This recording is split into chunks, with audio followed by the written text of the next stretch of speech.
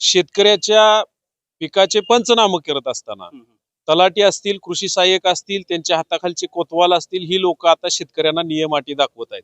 मी आपल्या माध्यमातून या सर्व तलाठी आणि कृषी सहाय्यकांना इशारा देतोय, जर तुम्ही आज आमच्या अडचणीत जर आमची तुम्ही फजिती करत असाल तर लक्षात ठेवा, तुम्हाला सुद्धा ज्या त्या गावामध्ये काम करण्यासाठी सरकारने काही नियम अटी ठरवून दिलेले आहेत।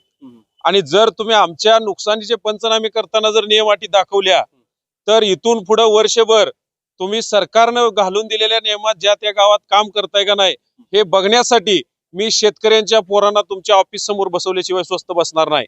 आणि ते असे तसे बसणार नाहीत। तुम्ही किती वाजता त्या तलाठी ऑफिस मध्ये येता, कृषी सहाय्यक किती दिवस त्या गावात असतो आणि शासनाने दिलेल्या नियमात तो काम करतोय का, ह्याची सुद्धा आम्ही आता इथून पुढे तुमच्यावर लक्ष ठेवण्याचं काम करणार आहे। आणि जर तुम्ही याच्यात कुचरामपणा केला तर तुमच्यावर शिस्तभंगाची कारवाई करून तुम्हाला सस्पेंड केल्याशिवाय आम्ही सोडणार नाही।